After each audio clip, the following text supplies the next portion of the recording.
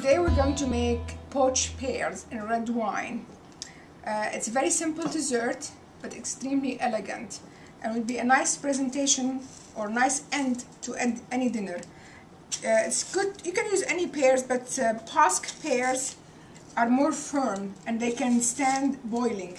So what I'm doing basically, I'm just peeling the skin of the pear, and the reason you want to peel them because you want the pear to absorb the flavor and the color. You can do white wine, you can do red wine.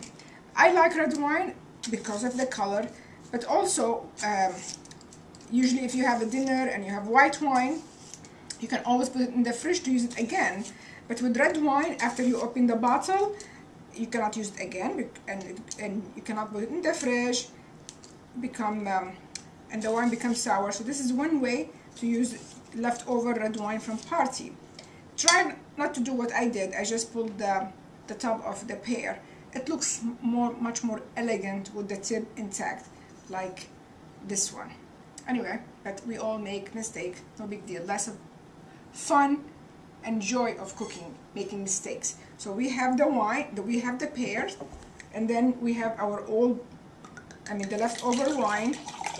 If you don't have leftovers, buy cheap wine. You don't want really cheap that tastes vinegary, but don't buy $50 or $100 wine bottle to make your dessert. So we have the wine. It's like you're making a syrup, basically.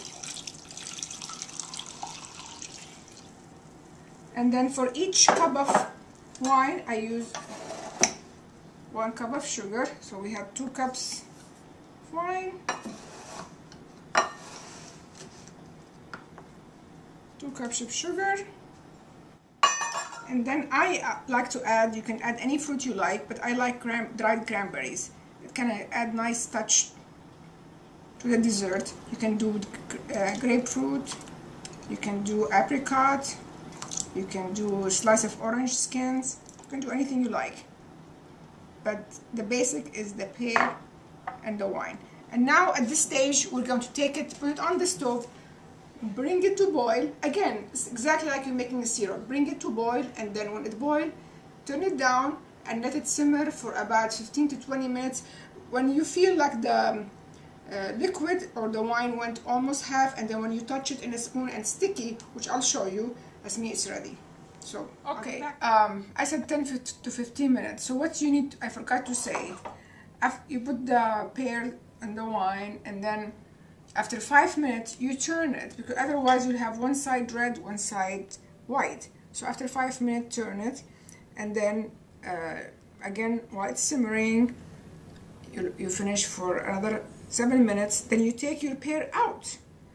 Otherwise, it'll be really mushy, and mushy dessert is not good. Again, remember, I always say you have teeth, use them. So we take it out, put it on the side, and continue to cook our wine until it's nice and sticky, because that's a syrup. So now when you want to serve it, okay, you just cut it in half. You can serve it whole, but you know, this way you save 2 more than 1. And just turn it. Another one.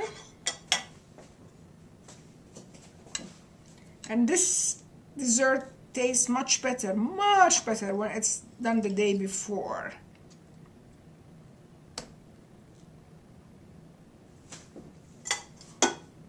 And if you do 2 pears white wine and 2 pears red wine, then you can do 1 red, 1 white, 1 red, 1 white. Take a little bit of the cranberries. Again, I said it's really a nice, elegant dessert.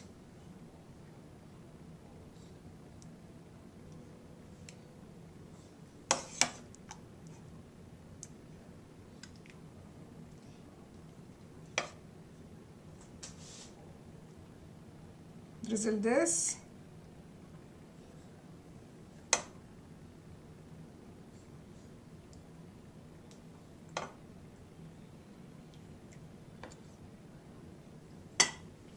If you have pistachio,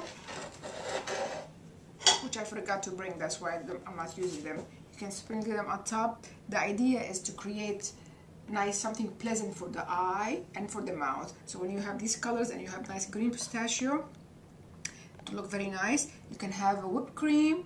No, forget about whipped cream. We don't want anything artificial. You can have like fresh ricotta, nice fresh ricotta that you make. Doesn't have the salt, and put just a little bit on your plate and put this one on top of it. Okay, now you say, well, you know, we have all this wine that we wasted. What I'm going to do with it? This wine syrup with the cranberries, when it's cooled down a little bit, put it on a nice, good vanilla ice cream, and you'll thank me in the morning. Enjoy.